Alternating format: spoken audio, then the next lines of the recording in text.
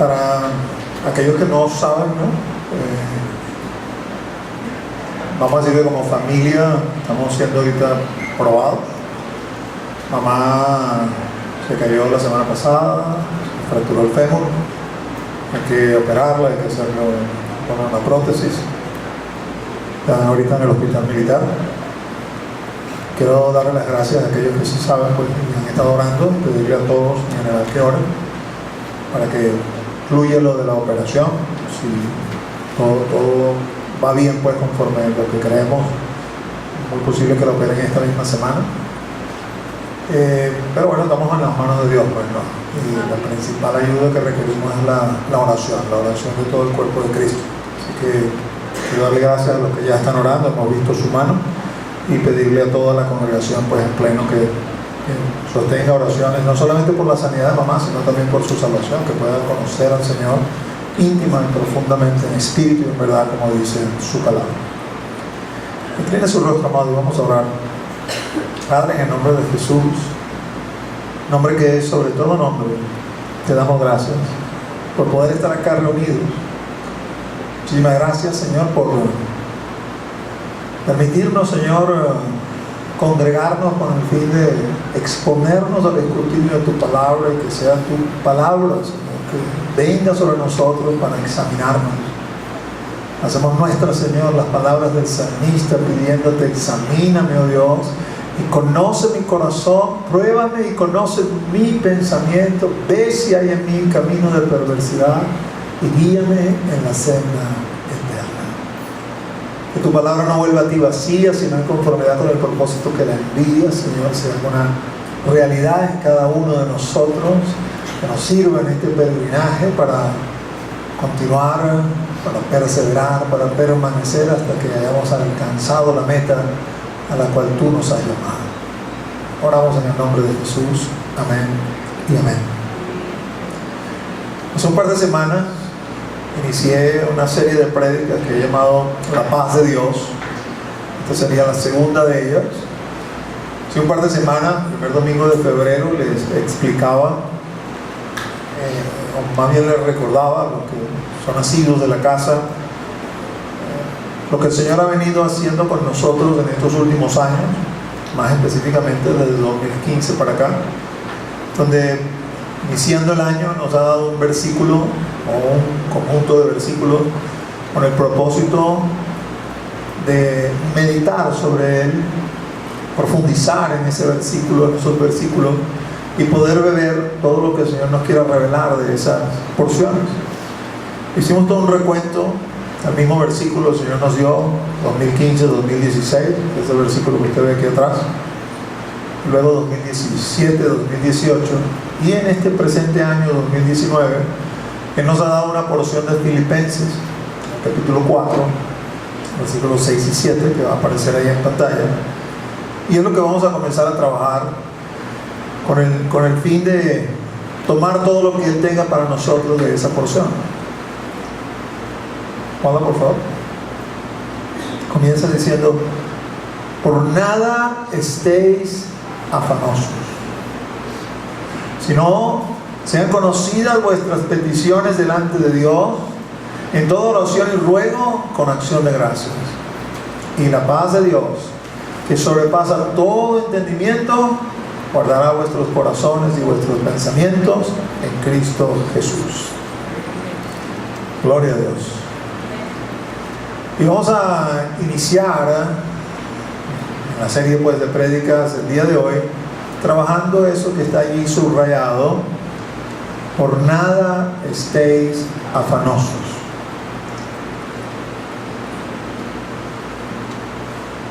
Es una porción, o sea, podemos obviamente analizarla, ¿no? Primero que nada es un imperativo, es una orden: por nada estéis afanosos.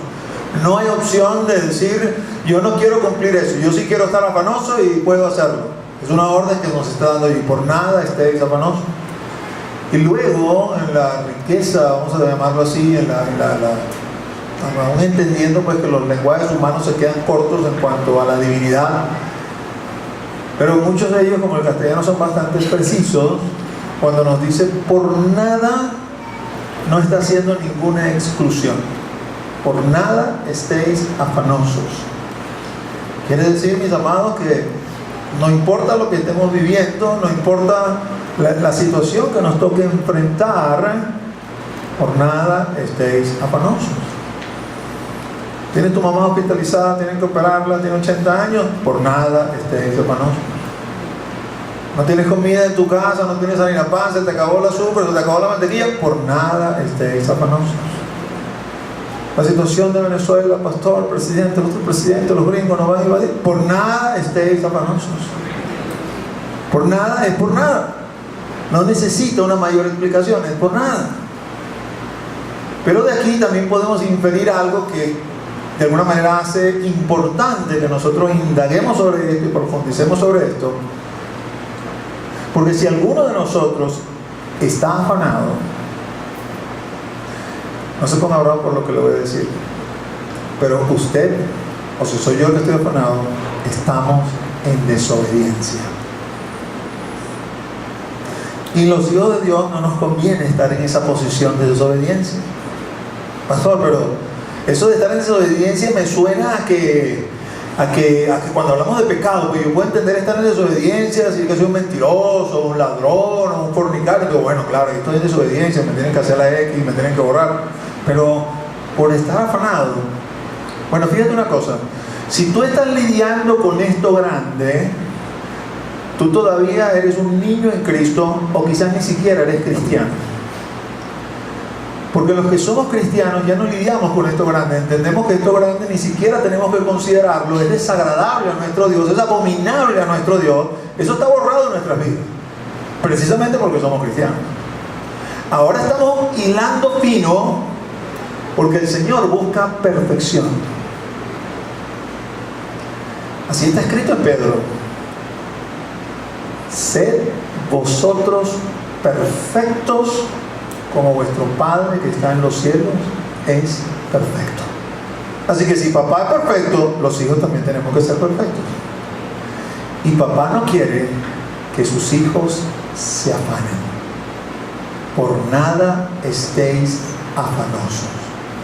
Quiere decir que si algo o alguien nos está haciendo sentir afanados, tenemos que escudriñarnos, tenemos que analizarnos, tenemos que ver qué es lo que está sucediendo, porque hay que corregirlo a la brevedad, porque el afán es contrario a la voluntad de Dios para nosotros. Los que somos cristianos de años sabemos en cuanto a lo que son las desobediencias, por pequeñas que sean, lo que acarrea sobre nuestra vida espiritual.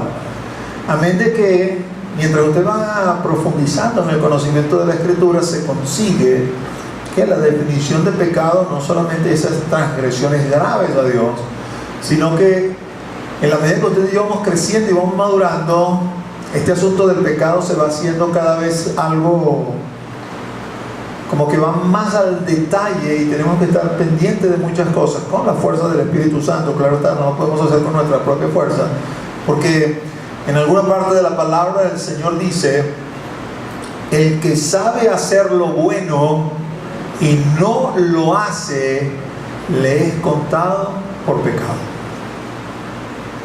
Y en otra porción dice: todo lo que de fe no proviene es pecado. Y esos serían otros temas en los cuales podríamos profundizar, pero es bueno tenerlo en cuenta para aquellos que minimizan el evento de estar afanado, como que, bueno, si estoy afanado, eso no quiere decir que sea desagradable a Dios, o que pierda mi relación con Dios, o que enturbie mi relación con Dios. Pues déjame decirte que la Biblia dice exactamente lo contrario. No debemos afanarnos sin importar la situación que estemos viviendo. Ahora, naturalmente, bueno, digo naturalmente porque fue mi línea de pensamiento por exponerla delante de ustedes. Yo dije, bueno, Señor, esto no es tan fácil. Si pienso en la situación que vive Venezuela, por decir algo que nos afecta a todos, que no es individual de la prueba que cada uno pueda tener, no es tan sencillo, ¿no? afectación que estamos sufriendo, cómo no sentirnos afanados con todo esto. Atención acá, mis amados, atención. Están lidiando allí, la mamá se la quería a la escuela dominical, la niña quiere aquí. Eso es todo lo que pasa, no pasa más nada. Atención acá, no pierda, no se distraiga del centro del evento.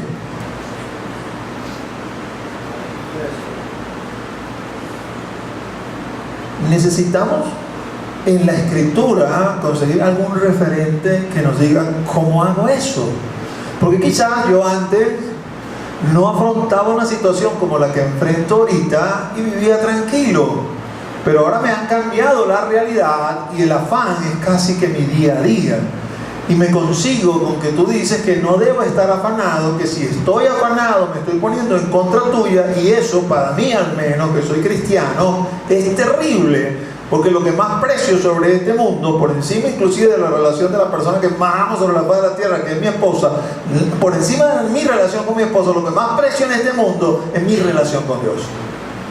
Y si de alguna forma mi relación con Dios está en juego, o está en peligro, o está en una situación de riesgo, porque ando afanado, yo necesito meterme con eso de cabeza para resolverlo.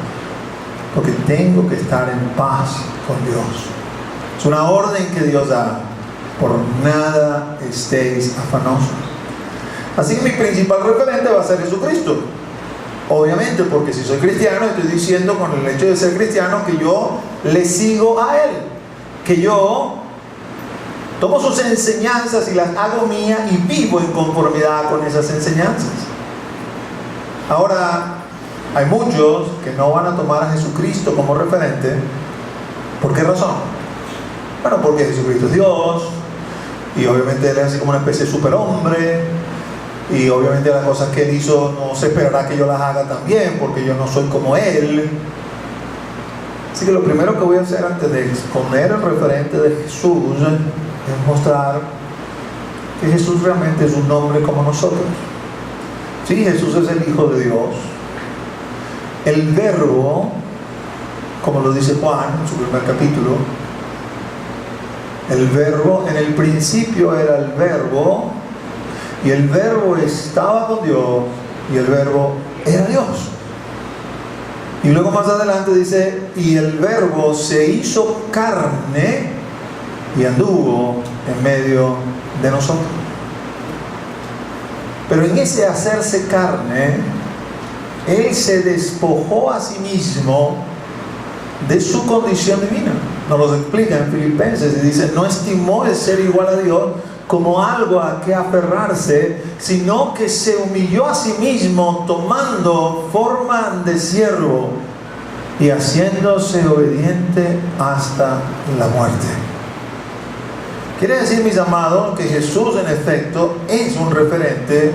Debo estudiar los evangelios, debo ver cómo Jesús hizo las cosas para yo tratar de imitarle. Jesús vivía, vamos a decir, en una situación donde quizás pudiera justificarse el estar afanado. Déjeme poner a Jesús a un lado por un momento y preguntarle a usted, ¿cómo manejaría usted el hecho de que lo anden buscando para matarlo? A lo mejor duerme con unos abiertos y unos cerrados. Anda pendiente de los dimes y los diretes para ver para dónde voy, para dónde no voy. Anda quizás angustiado porque sabe y conoce que sus enemigos andan detrás de usted. Es decir, Jesús vivió una situación, a menos de que su nación estaba invadida por un imperio de los más malos que ha habido, donde tenía razones suficientes para vivir afanado, pero Él no vivía afanado. Cuando estudiamos los evangelios para tratar de ver, ¿realmente eras un ser humano? ¿O tomaste esa forma pero nunca dejaste de ser Dios y hiciste todas las cosas como conforme a ese Dios poderoso que eres?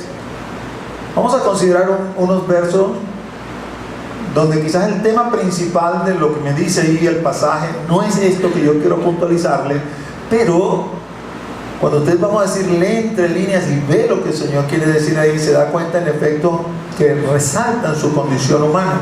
Jesús es completamente Dios y completamente hombre.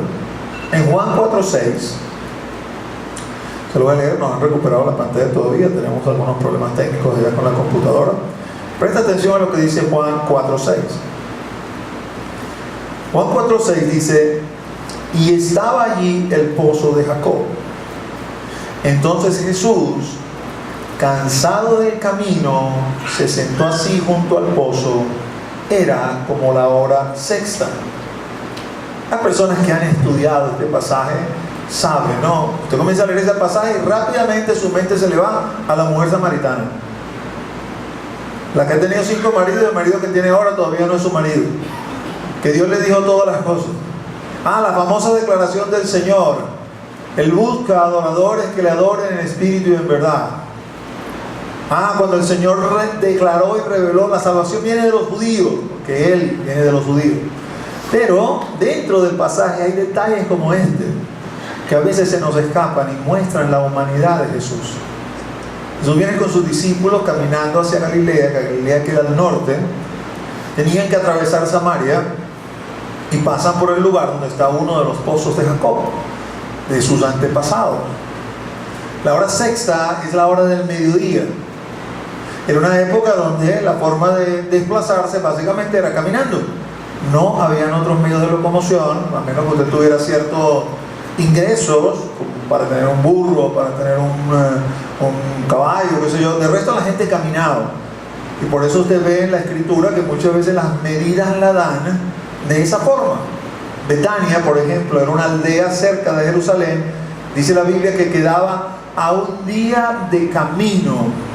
Quiere decir a un día caminando. Y usted iba caminando y llegaba a Betania después de la mañana tempranito, salía y llegaba. Pues Jesús venía subiendo de Judea hacia Galilea, va por Samaria, en pleno mediodía, y se cansó. Vio el pozo allí, vamos a sentarnos aquí en el pozo. Inclusive sus discípulos lo van a dejar solo un momento porque van a comprar comida, aprovechando que es mediodía, que de seguro puede ser la hora de almorzar. El punto es el siguiente, mis amados, porque uno lo lee así y quizás no le para mucho, porque, bueno, ¿quién de nosotros no se ha sentido cansado después de una larga jornada? Y quiere sentarse en algún sitio y quiere descansar. Pero, como sabemos que Jesús es Dios, este pasaje entra como en contradicción con Isaías 40. Porque Isaías 40, cuando habla de Dios, dice acerca de Dios: ni se fatiga con cansancio. ¿No has escuchado? ¿No has oído del grande, del maravilloso Dios de Israel? El cual hasta ahora está trabajando, no se fatiga con cansancio. Y aquí vemos a Jesús, el Hijo de Dios, cansado del camino, porque era perfectamente humano.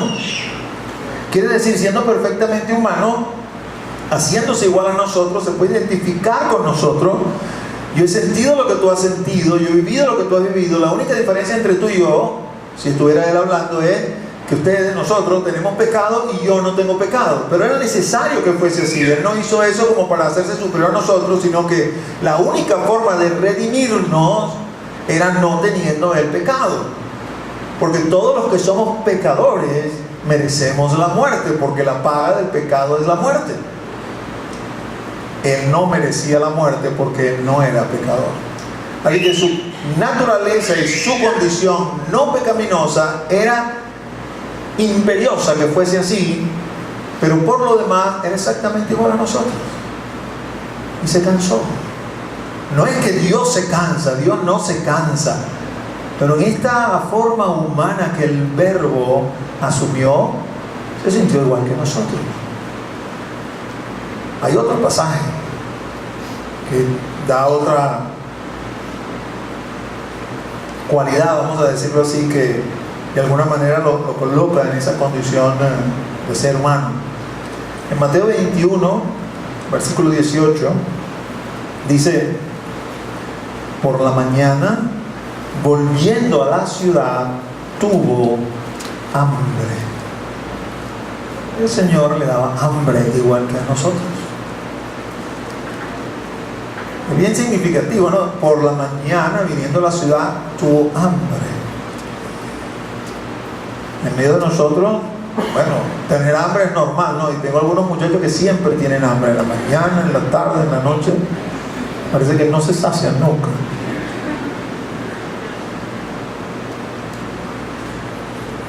¿Quién de nosotros no ha sentido hambre en la mañana? Bien interesante también, volviendo a lo que les decía al principio a propósito del lenguaje y de la precisión del lenguaje, no ha sido al azar que la comida que hacemos en la mañana la hemos llamado desayuno. Des es una preposición que significa negación en algunos casos de la palabra que viene luego, ayuno. Hemos estado en ayuno, no hemos comido nada durante el transcurso de la noche. Al despertarnos, tenemos hambre, vamos y desayunamos, rompemos el ayuno. Jesús, por lo tanto, se cansó. Jesús tenía hambre. Pero no solamente eso. Fíjense.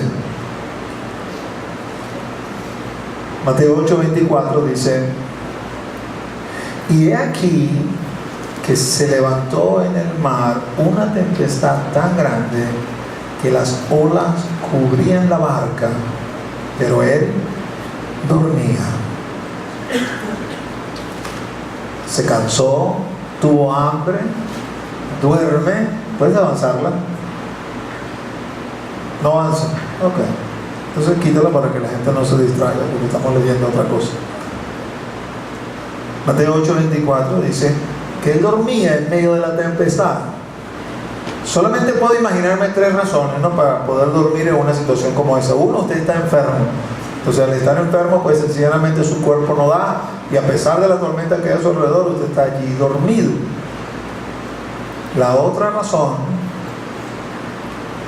usted tiene un sueño pesado. Parece algo como contradictorio para aquellos que no tenemos el sueño pesado, pero créame que es posible, ¿no? En algún momento, el equipo de misiones que tenemos acá ha viajado al delta del Orinoco. Cuando entran al delta, van en estas cuyaras, ¿no?, embarcaciones, unos botes así tipo botes peñeros, y eso va relativamente rápido. El punto es que este botecito va dando golpes en el agua, ¡pum! ¡Pum! Y eso son como 6 horas de navegación hasta que llegan al caño donde se está hablando la palabra Los Guarabos. Los que han ido en esos viajes saben que tenemos algunos de nuestros misioneros y misioneras acá que son artistas del cine para dormir en ese bote. Nadie duerme en ese bote, ellos duermen en ese bote. No se pueden explicar cómo el bote salta y no se despiertan. Definitivamente tienen el sueño pesado. Y la tercera razón que puedo imaginarme es: está cansado. Como no tengo cómo inferir de la palabra, porque la única inferencia la puedo hacer de la palabra, no voy a recurrir a ningún texto que no sea la palabra, de decir que el Señor tuviese un sueño pesado, pero sí tengo cómo inferir que el Señor se cansaba. Es posible que esa noche estuviese cansado, y a pesar de la tormenta, dormía en la barca. Fíjense que el centro de ese pasaje no tiene que ver con que él estaba dormido, no tiene que ver con la poca fe de los discípulos, tiene que ver con que después él va a calmar el viento y la tempestad. Pero lo que quiero puntualizar aquí con el hecho de dormir es que era un ser humano, pues, y estaba allí durmiendo frente al cansancio del día de trabajo, ¿no? Jesucristo no era flojo, mis amados, ¿no? Jesucristo trabajaba desde la mañana hasta la noche. Bastaba que supieran dónde él estaba y comenzaban a traerle enfermos y endemoniados para que él comenzara a administrar sanidades y liberaciones. Y lo hacía desde tempranito hasta tarde. Al menos 2 pasajes de la Escritura dice que se fue a algún lugar desierto. Interesante que uno de ellos dice que no para procurar descanso él, sino para procurar descanso a sus discípulos que trabajaban ahí junto con él. Y sin embargo, donde se iba a esconder, ahí lo iban a buscar. Jesús trabajaba. Y probablemente esa noche, cansado, dormía aún en medio de la tormenta. Así que tenemos referencia: cansado, tiene hambre, duerme. Pero este pasaje que le voy a citar a continuación, en mi opinión, ¿no?, es todavía más espectacular en cuanto a la humanidad de Jesús, ¿no? Porque aquí de alguna manera estamos hablando de cosas que están relacionadas con la parte física. Bueno, he hecho un esfuerzo, me he cansado, tengo tiempo que no como, me da hambre. En el marco de ese cansancio, el cuerpo me demanda que tengo que descansar y me da sueño. Pero este pasaje que quiero citarles a continuación, que está en Juan capítulo 11, va a poner también en evidencia la naturaleza humana de Jesús desde la perspectiva de las emociones. Y de nuevo les repito, es crucial que pongamos en evidencia la humanidad de Jesús, porque es a través de la humanidad de Jesús, cuando Él nos enseña acerca del afán, que vamos a poder entender cómo hago para no afanarme, tomándolo a Él como referencia. Él es el referente de Pablo, por ejemplo. Pablo le decía a todo el mundo: imíteme a mí así como yo imito al Señor. La intención de Pablo no era que lo vieran a Él, sino que aquellos que eran todavía débiles en la fe, que no podían ver a Jesús, bueno, venme a mí porque yo estoy tratando de imitarlo, le conozco quizás más que tú, y estoy tratando de hacer las cosas como Él las haría. Pero la idea es que tú crezcas lo suficiente para que lo puedas ver a Él y tú también le imites. Entendiendo eso, pues regreso a este punto donde quiero consolidar, donde quiero que usted tenga eso claro en mente. Jesús tenía necesidades físicas, pero también mostró la parte emocional de la cual todos nosotros estamos hechos. Y en Juan 11,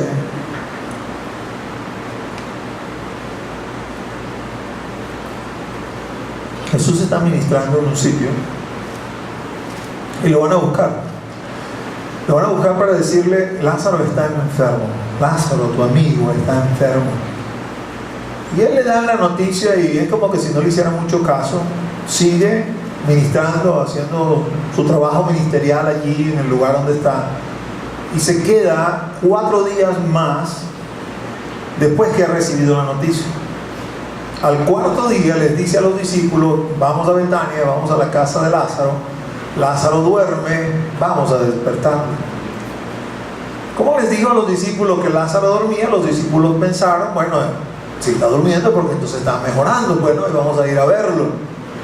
Como Jesús se dio cuenta que sus discípulos no entendían bien, claramente les dijo: Lázaro ha muerto. Y comenzó a caminar hacia Betania. Y los discípulos se fueron atrás sin saber qué esperar. Cuando Él llega a Betania, la primera que se entera que llegó es Marta, la hermana de María. Y Marta sale corriendo a encontrarse con Jesús. Y al acercarse a Jesús, le habla, quizá cuando usted lo lea así en frías letras, pareciera que le habla en son de reproche. Yo no creo que haya sido un reproche en ese sentido de querer regañar a alguien, sino más bien en el marco del amor que le tenía al maestro, porque por toda la conversación vemos que amaba al maestro, como diciéndole: si hubieses estado aquí, esto no hubiese pasado. Porque sabía, tú tienes poder para sanarlo, tú tienes poder para hacer lo que tú quieras. Muchas veces cuando hablamos los predicadores de Marta, a veces le echamos leña a Marta por el pasaje de Marta, afanada, turbada, para acá, todo lo demás. Pero déjame decirle algo, ¿no? Marta era una tremenda creyente, una tremenda discípula. Y cuando se enfrenta así al Señor y le comienza a hablar, el Señor le habla de la resurrección, dice: tu hermano resucitará. Y él le dice: yo sé, él va a resucitar en el día postrero. Entonces Jesús le va a hacer una de esas declaraciones, de esas 7 declaraciones que hay en Juan. En el libro de Juan están los 7 gran yo soy de Jesucristo. Yo soy la resurrección y la vida. El que cree en mí, aunque esté muerto, vivirá. ¿Crees esto? Y es cuando Marta le da esa declaración que nos hace saber la calidad de discípula que eres, ¿no? Porque delante de ella está un hombre de carne y hueso. El único testimonio que tiene de ese hombre de carne y hueso es lo que el Espíritu le puede haber identificado. Pero ella le dice a ese hombre de carne y hueso, le dice: sí, yo he creído que tú eres el Cristo, que tú eres el Hijo del Dios viviente. Ella había visto a un hombre con sus flaquezas en cuanto a limitaciones, un hombre que se cansaba, un hombre que tenía hambre, un hombre que dormía, un hombre que, aunque la Escritura no nos dice, de seguro también iba al baño, y sin embargo ella lo ve y le dice: yo creo que tú eres el Cristo, el Hijo del Dios viviente.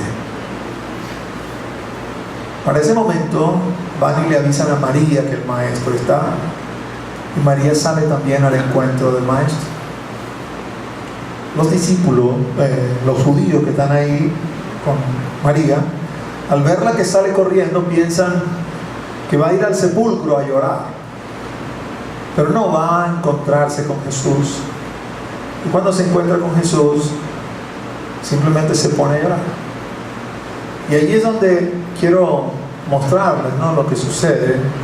Juan 11, 33 al 35 dice: Jesús entonces, al verla llorando, y a los judíos que la acompañaban también llorando, se estremeció en espíritu y se conmovió.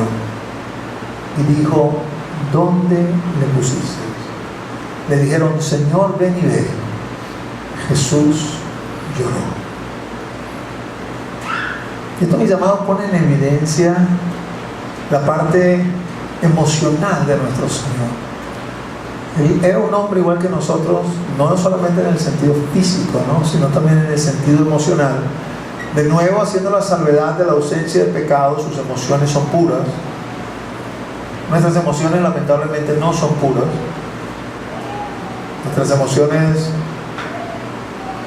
no son dignas de fiar, ¿no? Hay que someterlas al sedazo de la palabra. Jeremías dice que no hay nada más engañoso y perverso que el corazón del hombre. ¿Quién lo conocerá? Pero en el caso del Señor no era así, su corazón era puro. Por lo tanto, sus emociones también lo eran.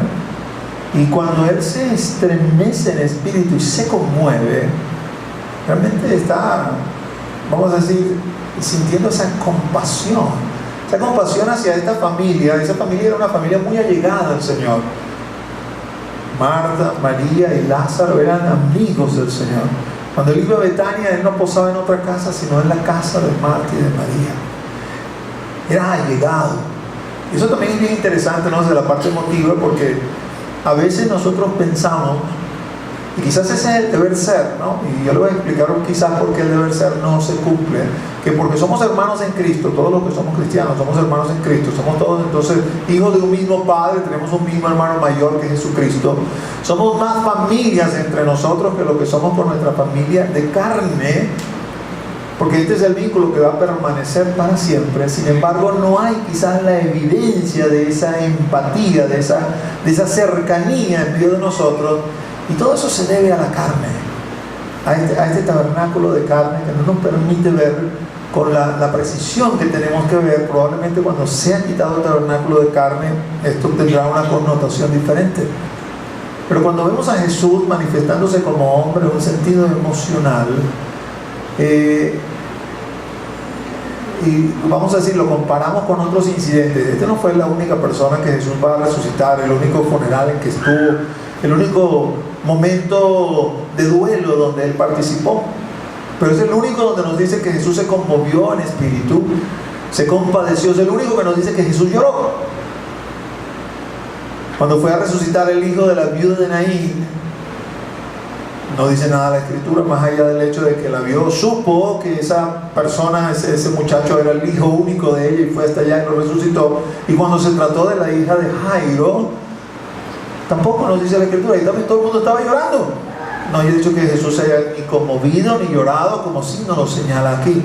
Había una afinidad de Jesús hacia María, Marta y Lázaro, como cada uno de nosotros puede tener sus afinidades. Eso lo ve usted inclusive en el grupo de los apóstoles, ¿no?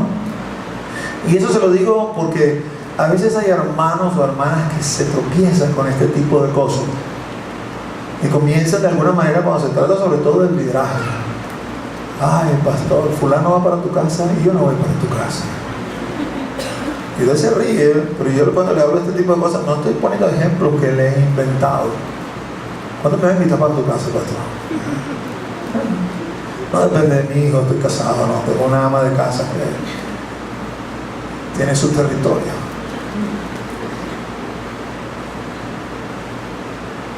Cuando usted ve los apóstoles, el Señor escoge 12, ¿no? Y usted esperaría de alguna manera ver entre esos 12 quizás en nuestra justicia, que no es necesariamente la mejor, que el Señor de alguna manera se equilibraba a la hora de hacer las cosas, ¿no?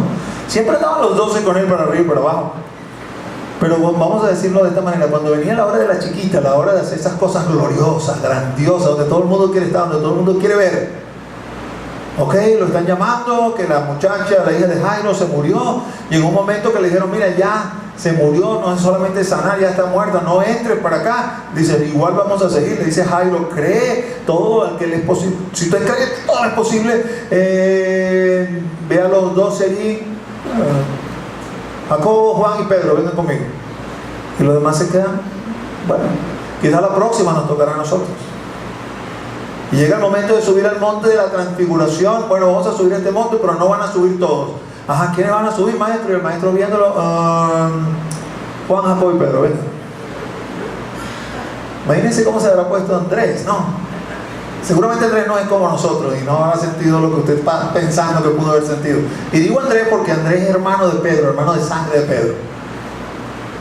Y después llega el día final, el día de ir a orar en el huerto de Getsemaní. Sale con los 11 porque ya el que había, Judas, el que lo iba a traicionar, ya se había ido, quedaban 11 solamente. Ok, vamos a orar, necesitamos un tiempo de oración duro. Así que se van a venir a orar conmigo Juan, Jacobo y Pedro. Y los otros 9, 8, y nosotros que seamos, ustedes me esperan aquí. Lo que pase aquí en la tierra, mis amados hermanos, no tiene necesariamente incidencia en lo que va a hacer luego. Él ya tiene determinado esas cosas y esas recompensas están en sus manos. No se preocupe tanto por lo que pasa aquí en la tierra. Ocupe su tiempo pensando en lo que va a venir luego. No tienes que invertir demasiado en estos 75 años, 80 años que vas a vivir aquí sobre la faz de la tierra. Invierte sobre el tiempo que viene luego. Allí es donde tienes que invertir, ¿no? Me impresiona esto, ¿no? No solamente por el hecho de ver la humanidad de Jesús, sino que no veo un Jesús, si se quiere, jactancioso, vamos a decirlo así. Dejen el llanto, que ya lo voy a resucitar, ¿qué le pasa? No, yo no veo un Jesús que no tiene empatía, no, se pone con ella, él sabe que lo va a resucitar. Impresionante la oración que hace a la hora de resucitar a Lázaro, porque la hace en voz alta y le dice al Señor: Dios, Padre, yo sé que me escuchaste. Quiere decir, eso ya lo había decidido con el Padre antes, o el Padre le había dicho: esto es lo que vamos a hacer, ya lo había orado antes. No tenía realmente necesidad de pararse delante de la piedra a orar. Solamente tenía que decirle: Lázaro, sal fuera, y Lázaro iba a salir fuera. Porque ya era una decisión con el Padre de que así iba a ser. Sin embargo, él hace esa oración y dice: para que los que están escuchando crean que tú me has enviado. Por eso oro así. Y luego da la orden y Lázaro sale. Quiere decir, mis amados, que nuestro Señor es un ser humano como nosotros. Y ha manifestado estas cualidades, las ha puesto en evidencia. Pero este es el que nos dice: por nada estéis afanosos. Y si alguien pregunta: ya va, pero eso, por nada estéis afanosos, eso no lo dijo Jesús, eso lo escribió Pablo. Sí, es verdad. Pero Pablo lo escribió por mandato del Señor. Todo lo que Pablo enseña lo ha recibido directamente de nuestro Señor Jesucristo, así lo testifica la palabra. Cuando hacemos la Santa Cena, Pablo inicia ese versículo que siempre citamos, ¿no? 1 Corintios 11:23, de esa forma: porque lo que recibí del Señor, esto mismo os he enseñado, que el Señor Jesús, la noche que fue entregado, tomó pan. Párate, Pablo, tú no estabas ahí. Es verdad, Pablo no estaba allí, pero el Señor se lo mostró, el Señor se lo enseñó. Así que cuando dice: por nada estéis afanosos, se está levantando como portavoz del Señor. Y aunque no estuvo en el Sermón del Monte, lo que Pablo está trayendo en Filipenses es lo que el Señor enseñó en el Sermón del Monte. Mateo 6:25.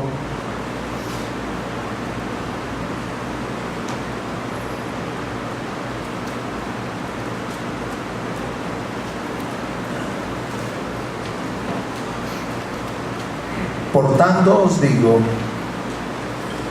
no os afanéis por vuestra vida, ¿qué habéis de comer o qué habéis de beber? Ni por vuestro cuerpo, ¿qué habéis de vestir? ¿No es la vida más que el alimento y el cuerpo más que el vestido? El Señor, cuando va a enseñar acerca del afán, para decirnos: no te quiero afanado, no debes estar afanado, no debes estar en una posición o en una condición donde como que se convierte en el único objetivo de tu vida.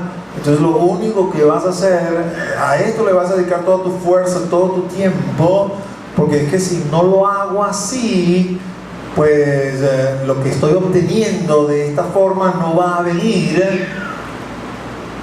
El Señor nos dice: no debe ser así.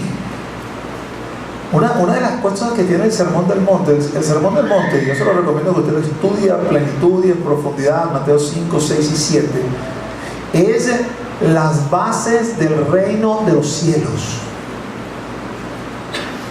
Mateo 4, cuando el Señor comienza a predicar: arrepentidos porque el reino de los cielos se ha acercado. Y esa es la predicación del maestro. Cuando llega al capítulo 5, que es el Sermón del Monte, un sermón largo, 5, 6 y 7, comienza a sentar las bases del reino. Y lo que nos diferencia a nosotros, los cristianos, del resto de las personas que no son cristianas, es que los otros viven en el reino de las tinieblas y nosotros vivimos en el reino de la luz. Ellos viven bajo unos principios que son los principios del reino de las tinieblas, y nosotros vivimos bajo los principios del reino de la luz. Por lo tanto, para ellos nosotros somos locos. Para ellos nosotros somos chiflados. Para ellos nosotros estamos inventando. Nosotros nos hemos creado una realidad paralela. Vivimos en un Narnia que nosotros mismos nos hemos inventado. ¿Pero por qué? Porque no entienden los principios del reino. No espere usted del mundo comprensión y aceptación, porque si no la tuvieron con el maestro, tampoco la van a tener con nosotros. No espere usted del mundo que el mundo lo reciba y le aplauda y lo premie, porque no lo va a hacer, porque tampoco lo hicieron con el maestro. Y el maestro dice: nadie es mayor que yo, lo que a mí me hicieron también se lo dan a cada uno de ustedes. Esa es la realidad escritural. Así que cuando él toca un tema crucial como el afán, él dice: los hijos del reino no se afanan.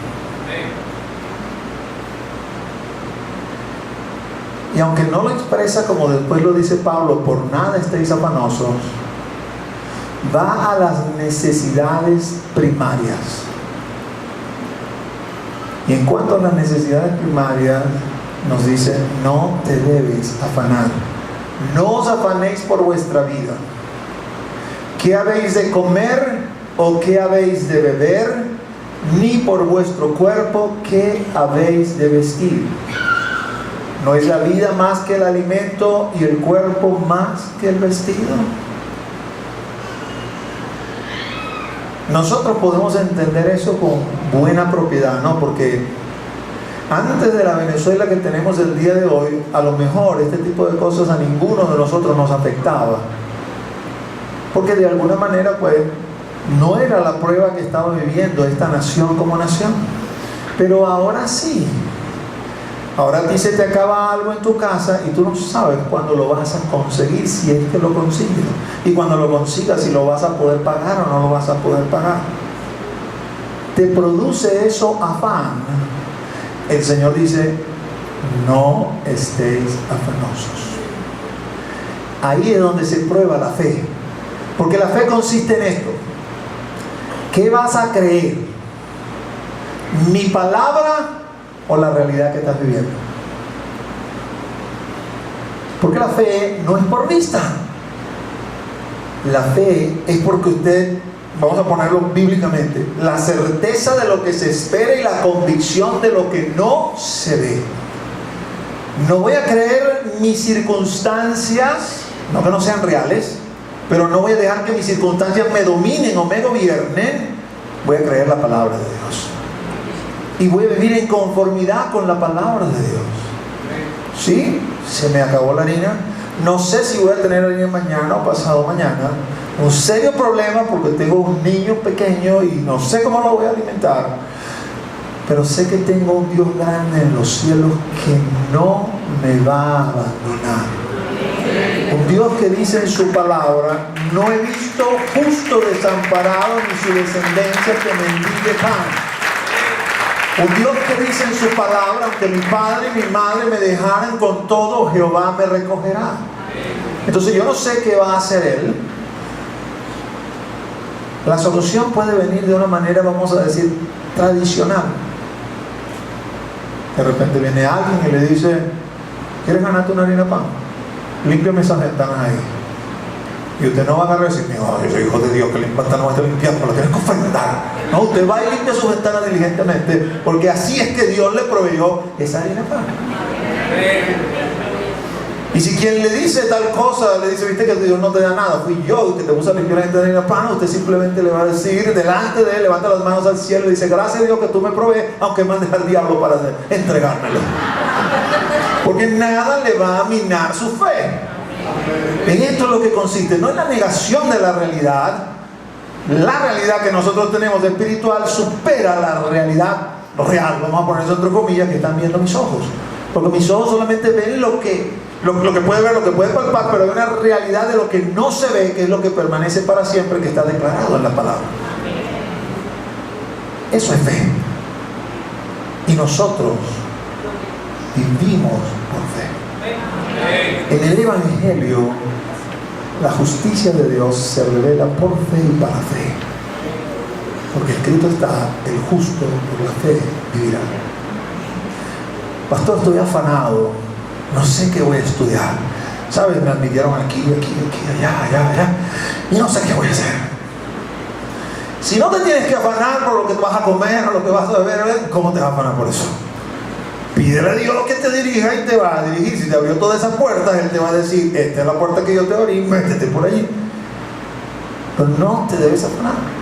Pero el punto es que cuando muchas veces tenemos estas cosas satisfechas, vamos a la literalidad de la palabra y digo: bueno, es que yo no me afano por nada de esto, mis afanes son otros. Por eso que entonces Pablo escribe en Filipenses: por nada estéis afanosos, por nada estéis afanosos. Si las necesidades básicas no te deben afanar.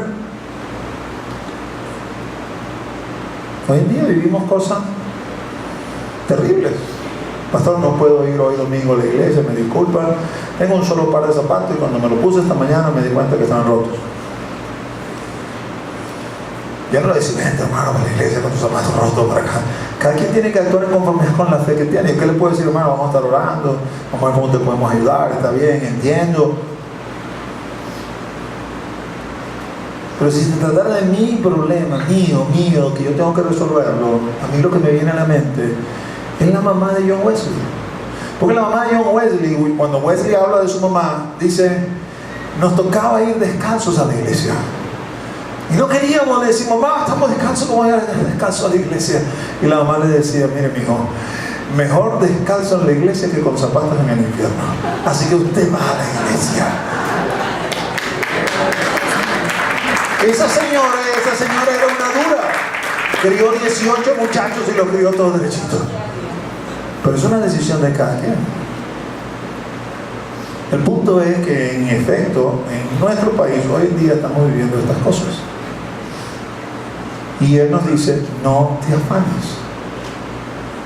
¿Por qué no me debo afanar? Porque obviamente usted dice esto: ok, dime aunque sea por qué. Y Él nos lo va a decir, ¿no? Me gusta el discurso de Jesús porque usted puede leer esa porción luego, comienza ahí en el 25, es hasta el 34, porque Él coloca unos ejemplos, o sea, contrasta cosas como para hacernos pensar: si Dios hace esto por las aves, no va a hacer esto por ti; si Dios hace esto por las plantas, no va a hacer esto por ti, dando a entender la superioridad de la creación que nosotros tenemos. Pero luego va, digamos, al meollo del asunto, a la enseñanza que quiere dar, y lo explica de esta manera. Mateo 6:31 dice: no os afanéis pues diciendo: ¿qué comeremos? ¿O qué beberemos? ¿O qué vestiremos? porque los gentiles buscan todas estas cosas. Pero vuestro Padre Celestial sabe que tenéis necesidad de todas estas cosas. Mas buscad primeramente el reino de Dios y su justicia, y todas estas cosas os serán añadidas. Así que no os afanéis por el día de mañana, porque el día de mañana traerá su afán. Basta a cada día su propio mal. ¿Por qué no te debes afanar? Permítame hacer un ejercicio, ¿no? Levante la mano quienes son cristianos aquí. Nuestro papá tiene cuidado de nosotros.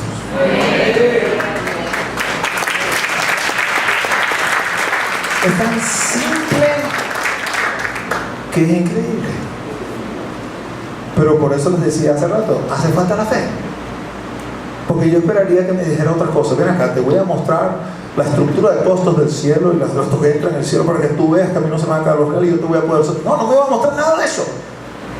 Simplemente me va a demandar como un padre o un hijo: yo, tu papá, tengo cuidado de ti. Amén. No vamos a ser como los gentiles. Me gusta esto, ¿no? Permítame explicarle brevemente para que me entiendan. La audiencia es judía. Cuando habla de los gentiles, ellos entienden claramente de qué se está hablando. Está hablando de aquellos que no son judíos. Por lo tanto, entienden que está hablando de un grupo de personas que, cuando Pablo lo define en Efesios capítulo 2, dicen que son extranjeros, advenedizos, están alejados de Dios, sin esperanza, sin consuelo, sin promesa, no tienen nada. Y como no tienen nada, son de esta tierra únicamente, pues bien afanados para conseguir estas cosas. Su vida consiste: tengo que tener los mayores recursos para vestirme como quiero, para vivir donde quiero, para comprarme lo que quiero. Entonces mi vida consiste en eso, en afanarme para lograr estas cosas. Y él dice: nosotros no somos como los gentiles. Nosotros tenemos un Padre en el cielo. Y ese Padre sabe que tenemos necesidad de esas cosas. Ahora, no me vayan a malinterpretar, ¿no? Salga de aquí a guindar el chinchorro diciendo: el pastor Luis dijo que mi papá me cuida, así que... Porque yo no estoy diciendo eso. A veces Dios provee de una forma sobrenatural, pero la mayoría de las veces lo hace de la forma tradicional. Te da tu trabajo para que trabajes y te esfuerces, porque según de Tesalonicenses dice que el que no trabaje, que tampoco coma. El punto es: ¿cómo está tu corazón con respecto a ese trabajo? ¿Tu Dios sigue siendo el Dios verdadero o tu Dios se convirtió en el trabajo?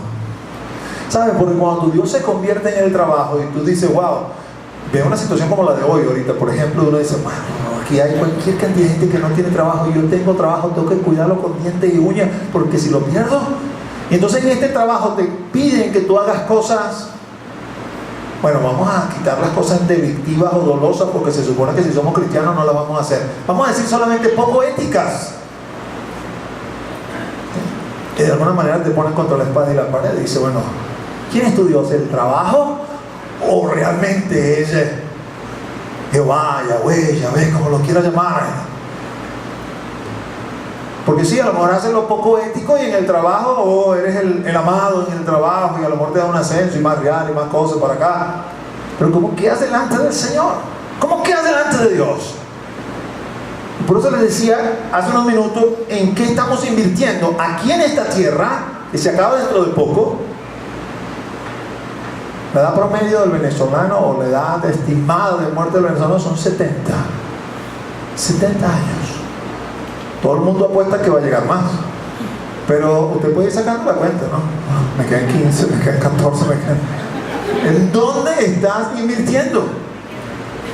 ¿En esos poquitos que te quedan, o en lo que viene después, que es para toda la eternidad? Porque eso es lo que está diciendo aquí. No te está diciendo que no trabajes. Trabaja y piensa en tu trabajo, que ahí vas a extender el reino de los cielos. Mira en tu trabajo la cantidad de inconversos que hay ahí, que no saben nada de Dios. Pídele al Señor: dime a quién tengo que hablarle, dime qué corazón preparaste, dónde lanzo la semilla para que vengan al reino de los cielos. Y a lo mejor cuando haces eso, simplemente se acaba ese trabajo y el Señor te va a abrir otro. Créeme, porque Él tiene cuidado de ti. Y nosotros tenemos que creerlo. Él tiene cuidado de nosotros. Él vela por nosotros. Inmediatamente Él nos va a decir cómo yo voy a expresar, ¿no? Cómo voy a manifestar que en efecto yo esto lo creo. Buscad primeramente el reino de los cielos y su justicia, y estas cosas os serán añadidas.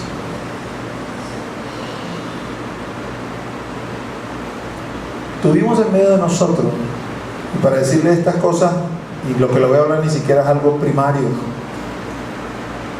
puedo decirles, o permítame decirlo de esta manera, permítame comenzar expresándoselo de esta forma. Como se lo dije a los hermanos del primer servicio, el 26 de este mes, cumplo años. Cumplo 35. La misma reacción del primer servicio, ¿no? El asunto, mis amados, es que el segundo nacimiento es el que cuenta. Todos los que nacimos 2 veces, moriremos una sola. Pero el que nació una sola vez, va a morir 2 veces.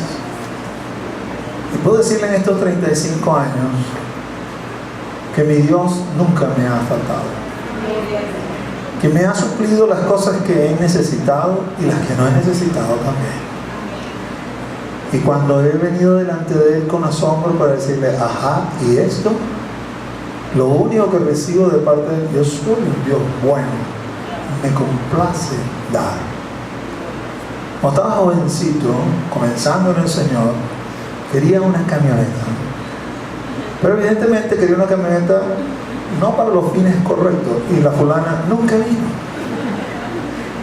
Una vez testificando aquí acerca de eso, un hermano que ya no está con nosotros, se fue con el Señor, de apellido Bellutini, él me escuchó y me dijo, pastor, te anoté en mi lista de oración y estoy pidiendo al Señor que te dé tu camioneta. Y ese hermano, mientras estuvo con nosotros un buen tiempo, luego se fue a Valencia, estaba enfermo y una hija en Valencia lo iba a atender y se fue a Valencia. Cada cierto tiempo se acercaba con su cuaderno y ahí tenía la lista, estaba nada más para poner el checkmark de que ya estaba listo. Pastor, ¿cómo va la cosa? Nada, Bellutini, yo sigo orando, pastor. Gloria a Dios, sigue orando, Bellutini. Y no era algo que ocupara mi oración en realidad. Podía ser algo deseo, pero mi hermano falleció, se fue con el Señor. Y quizás como 1 año y medio después, de una forma realmente milagrosa, apareció la fulana camioneta, y tengo que decirle realmente que la camioneta es de él, porque él fue el que la pagó. Mi primer pensamiento, obviamente algo en términos humanos, ¿no? Bellutini, borra la llama, que ya llegó. Mi Dios, tu Dios, mi papá, tu papá, tiene cuidado de ti. Si Él decide proveer lo mínimo, nos vamos a sentir contentos. Él le dice eso a Timoteo, Timoteo, con abrigo y sustento, siéntete contento. No es que no puedes aspirar más, pero ese más que aspira no te tiene que quitar el sueño. Si te quita el sueño y vienes a hablar conmigo y me dice, no puedo dormir, estoy desesperado, los negocios, la cosa, los insumos para acá, le voy a mandar a hacer el ABC. Agarra el Salmo 4, versículo 8 y comienza a recitarlo todas las noches. Medite en él y piense en él y créalo. Porque tú, Señor, me haces dormir confiado. En paz me acostaré y así mismo dormiré, porque tú, Jehová, me haces vivir confiado. Ningún cristiano tiene que perder sueño, porque el Señor nos hace vivir confiados. Oh, pastor, tu mamá está hospitalizada para acá. ¿Cómo dormiste anoche? Como una piedra. ¿Y cómo? Él me hace vivir confiado. Tuve que conversar con mamá es cristiana, pero a ella le falta todavía, ¿no? ¿Por qué me pasa esto a mí? Porque no hay respuesta para eso. No hay respuesta para eso. La parte que Dios nos ha enviado, esa parte tenemos que recibir, es la parte que nos toca y es la parte que podemos manejar y con la cual Dios nos está trabajando. Él tiene cuidado de nosotros. Eso de buscar el reino de Dios y su justicia quiere decir, dedícate a mí. En tu trabajo da testimonio de mí. En tu lugar de estudio da testimonio de mí.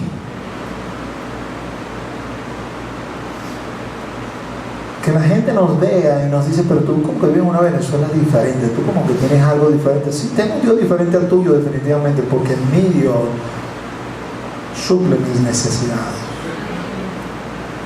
Mi Dios me da paz en medio de la situación adversa. ¿Qué me demanda de mí? Te demanda lo básico, ora. ¿Cuántos están orando en realidad? Pero no orando 5 minutos antes de hacer. ¿Cuántos están orando? Están apartando un tiempo de su existencia para dedicárselo solamente a Él. En ese tiempo no hay esposa, no hay hijo, no hay teléfono, no hay nada. Ese tiempo es de Él. ¿Cuántos lo están haciendo? Aquí estoy, vengo a hablar contigo. Porque orar es hablar con Él y permitirle que Él llegue a nosotros. ¿Cuántos están estudiando su palabra y permitiendo que la palabra penetre en su corazón y le dé vida y lo sostenga? ¿Cuántos están ayunando, haciendo un ejercicio? Si usted no tiene ninguna razón para ayunar, permítame darle la razón máxima de todo. Hay que ayunar para que el Señor venga, para que el esposo no sea devuelto. Entonces, si no tiene ninguna razón para ayunar, ayune por eso. Ayune, Señor, que vengas pronto, pero no tenés que ayunar más. Porque cuando Él venga, entonces ya no ayunaremos. Congréguese.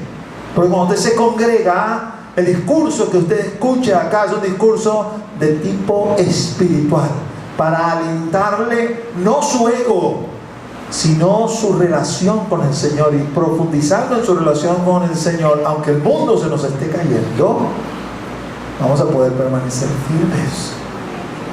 Así lo señala la Escritura y la experiencia lo ratifica. Esa es la única manera que usted entiende cómo un hermano, como el hermano Yun, llamado un hombre celestial en la China comunista, demanda a la iglesia de Occidente: no oren para que se acabe el comunismo en China, porque el comunismo es lo mejor que le pudo pasar a China, porque la iglesia ya no tiene nada a que aferrarse, el comunismo le quitó absolutamente todo. Entonces ya no hay nada en la tierra que aferrarse, ya han entendido, vamos a trabajar por el cielo, porque en la tierra nada vale la pena.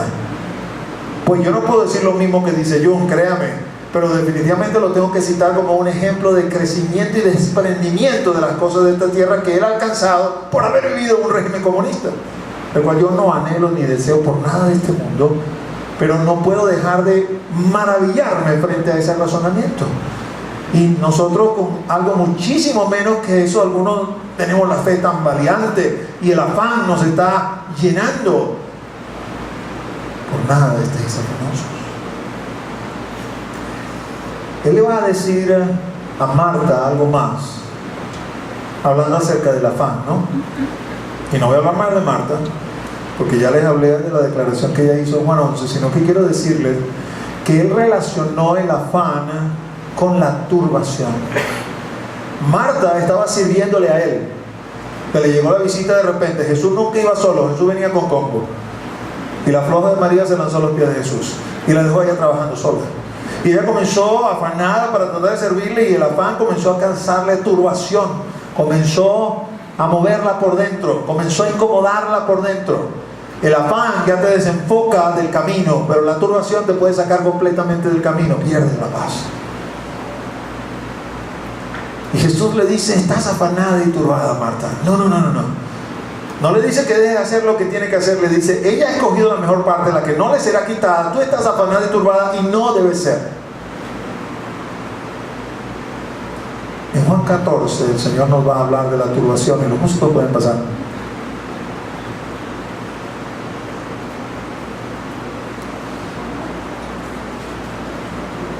Juan 14.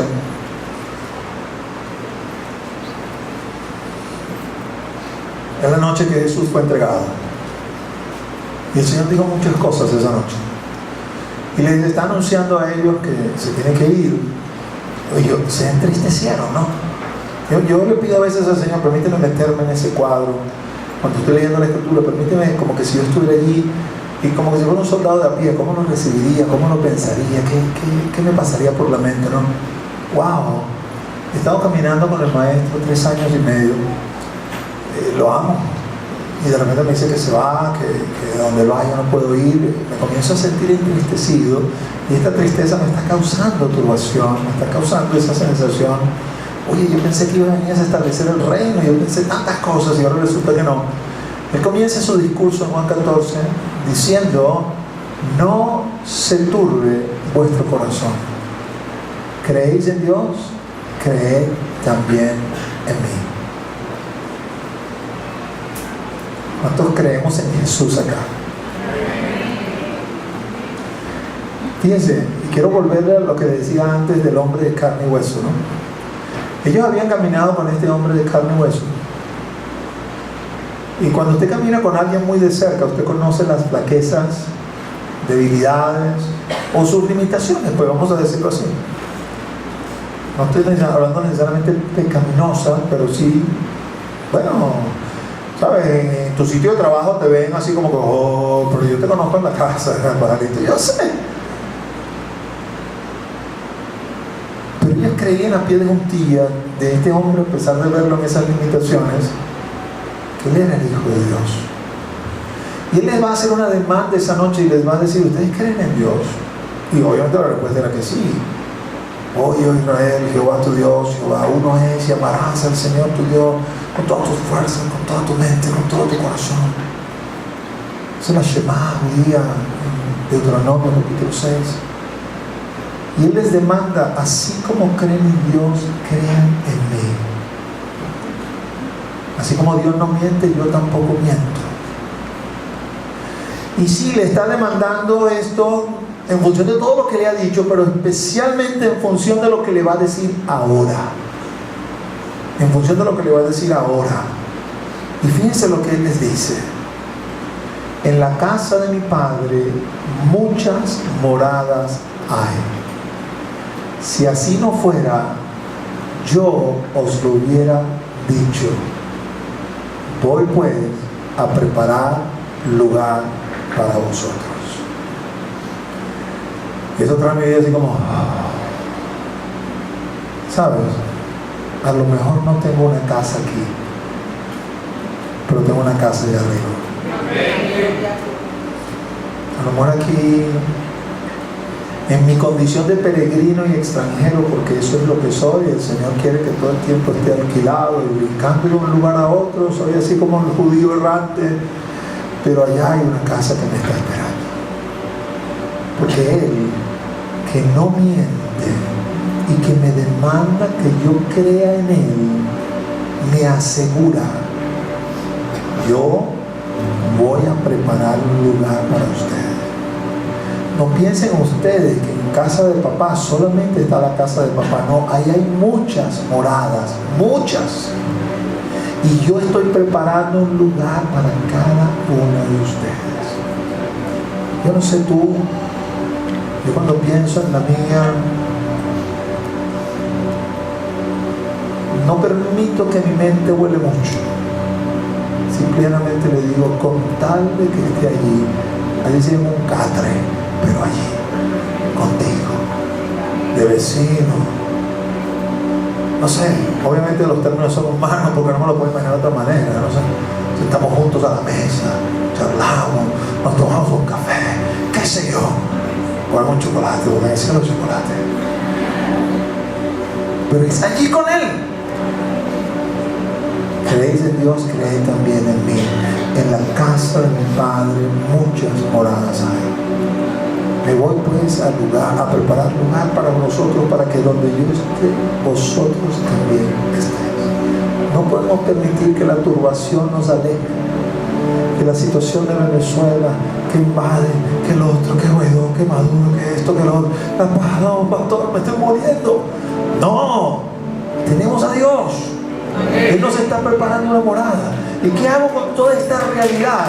La enfrentas con Dios. La enfrentas con Dios. No estoy diciendo que la niegues, que no la vivas. Es una realidad, es lo que estamos viviendo. ¿Qué va a pasar el día de mañana? No lo sabemos. Pero mañana vamos a estar igual con Dios. ¿Qué puedo hacer? Orar. ¿Qué puedo hacer? Ayunar. ¿Qué puedo hacer? Leer la palabra y meterme en la palabra. Te levantará Dios como Ciro. Bueno, ese es el problema de Dios, pero hasta que no te lo revele, tú simplemente tienes que doblar rodillas y no angustiarte, no afanarte. Él habló, Él prometió, Él dijo, y Él no miente. Hay que creerle como cree el niño pequeño. Cuando Raquel estaba chavalita, chiquitica, no había nacido Alejandra, no había nacido Andrés todavía.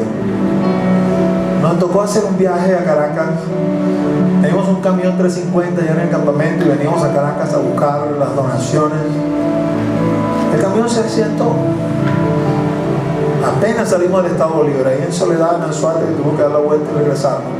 Pero el camión, en este desperfecto y en tratar de ver cómo componer, arreglar para acá, eso nos llevó todo el día.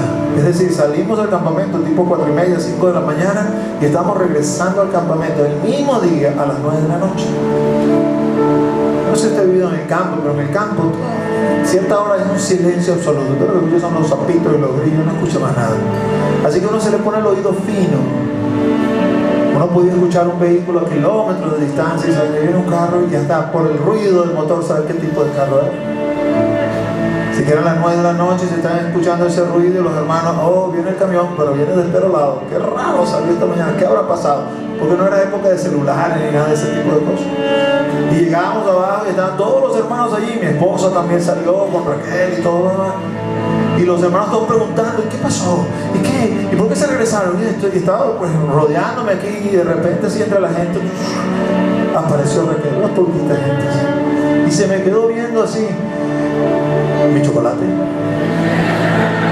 Porque en la mañana le había dicho, cuando regrese, hija, te voy a traer un chocolate.